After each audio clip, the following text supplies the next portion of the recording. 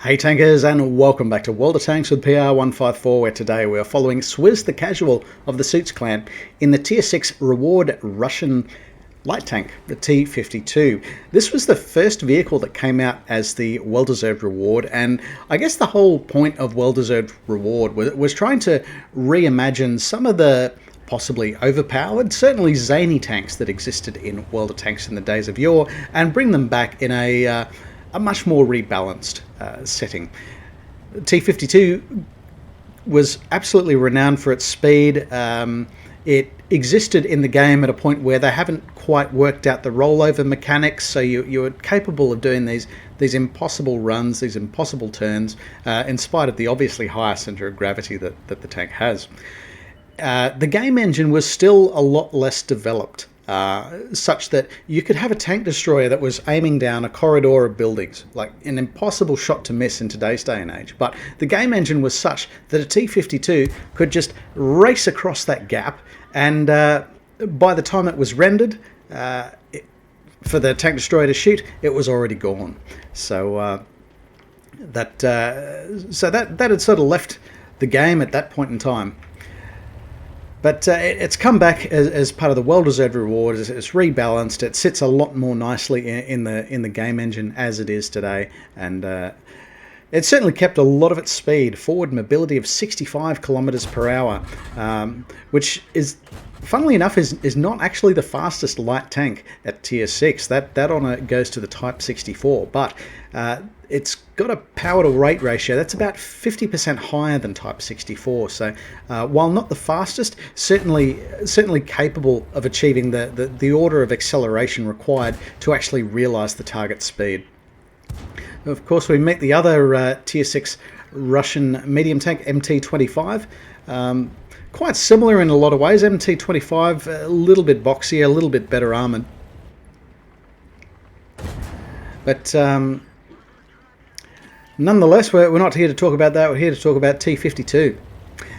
Damage per minute of the vehicle is average. It sits in at around 1700 damage per minute. It's got this little 57mm gun that does 85 hit points per shot. Has decent penetration though, and I guess that's the whole point of the 57mm guns of the era. It was all about accelerating that projectile, and that speed of projectile was equated to penetration. Now, he's using the premium shells at the moment to get through this VK3601H and just sending the shots in, just bite after bite after bite. That's how you bring down an elephant. That's how you eat an elephant, one bite at a time. It was potentially a few expensive bites there, but with the APCR, they were able to penetrate for 165mm. A lucky shot on the M12 there as well, knocking it out for their second kill of the game. Of course, the standard shells have a more closer to the mark penetration of 118mm. But even against the T-29, which is arguably tier for tier, one of the best tier 7s in the game, was unfortunately not able to bite. Still finding plenty of opportunities. We've got the Tiger 1 that's overpeaked the ridge at the back line. There's a couple of targets of opportunity in the forest. Now, Swizz is really relying on these T-29s to overpeak the ridges, use their hull down ability. Hopefully have some of these heavy tanks deprioritize them as a target. Although that can be a tragic mistake, because again, you've got this 85 hit points just biting every, say, 2 seconds. Missed the opportunity on that T-29. It has been knocked out by a missed thingy in the VZ-44-1. But this leaves the IS. He's going for shots to the side of the turret. His penetration indicator is saying, yes, you can do that. He's in a great position here. They are 6 guns up on the enemy team, so they're moving into the cleanup phase.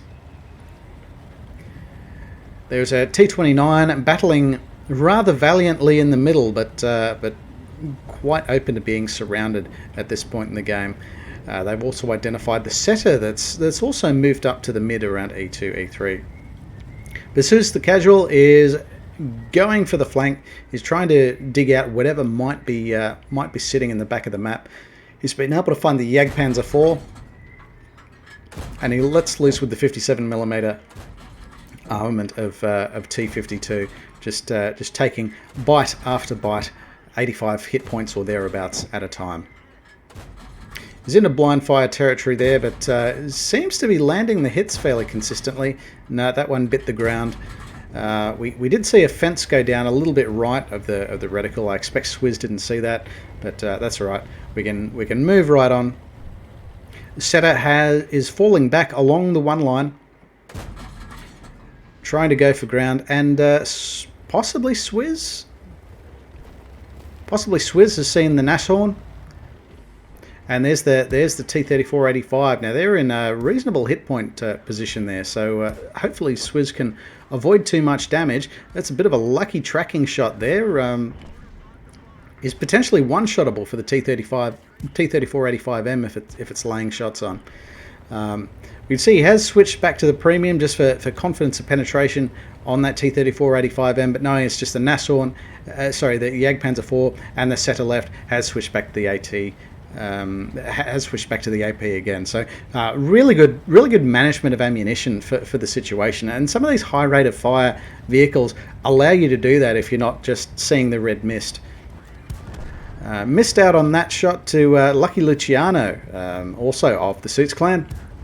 But now it's just Swizz and the Setter moving in, going for the ram, and the Setter has certainly come off second best from that one.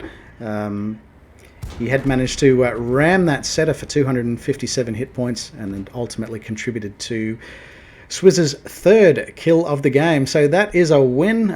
Brilliant result there for Swizz. Let's take a look at the results. So that is ace level mastery for Swizz, the casual of the Suits clan, in the tier 6 reward Russian light tank T-50-2. And for their efforts, they have picked up 3 Battle Heroes medals here. We've got Brothers in Arms, which is awarded to a platoon in which all platoon members will destroy at least 3 enemy vehicles and survive the battle.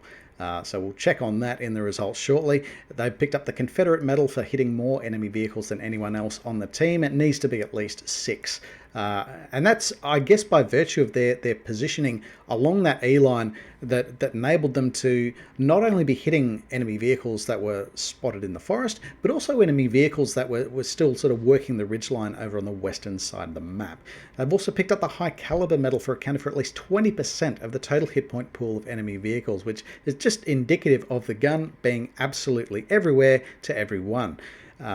Quite an achievement there, considering that this damage was only caused 85 hit points at a time. Have a look at this damage count though. Nearly 3,600 hit points inflicted on the enemy, so very nicely done. Interestingly, not the greatest showing as far as spotting is concerned with T-52, and I guess we have to remember that you don't actually have the best view range or even the best concealment rating with this vehicle. It seems to be more about the speed, more about just getting that gun into position and stripping hit points off unsuspecting enemy vehicles from their flanks. For their efforts, they've also picked up 3 kills, which has also contributed to the Brother-in-Arms medals, of course. A couple of badges of merit as well. Bruiser for accounting for enemy vehicle modules or crew members at least 5 times in the course of the battle. The Duelist medal for destroying at least 2 enemy vehicles that have caused damage to them in turn. And the Fire for Effect medal, which goes hand in hand with High Caliber medal. Having a look at the team scores, because a team is what it's all about. He was in a platoon with Lucky Luciano, who was in the VK-3002M, who also picked up 3 kills and survived the battle, and that contributed to the Brothers in Arms medal, of course, there. We also had quite a high score here by Polish Tanker of the Legia clan in the AMX 1375, but Swizz being a clear outlier, sort of outstripping the next best placed tanker on XP by about 33%. The GSAW 3301, the Setter, had placed top on experience on the enemy team, largely owing to their spotting damage. I would suggest 2,305 spotted and a little bit of damage as well, but ultimately brought down in the end game by Swizz. having a look at the detailed report and remembering this is not a premium tank, it is a reward tank. Therefore, it doesn't attract the sort of premium income that goes with premium tanks. But we had a fair bit going on here. We had a personal reserves bonus, we had a battle payments bonus. So between that's what, 35,000 credits, an action and personal missions payout, which brings us to 85,000 credits added into the equation. So without that, Swizz would have been running a 15,000 credit deficit. I guess owing largely to the amount of gold ammunition fired earlier in the game. And I guess we saw that when Swizz was up against some of the tier 6 and 7 heavy tanks and was really looking to bite them. I guess success has its price in this sort of instance, but look, very well done there, getting a high caliber medal from bottom tiered in a light tank. Really well done there. And if you've got a replay that you're really happy with and you'd like to share with the community, then please reach out over Discord or any of the links below. We'll do our best to sort you out. In the meantime, take care out there.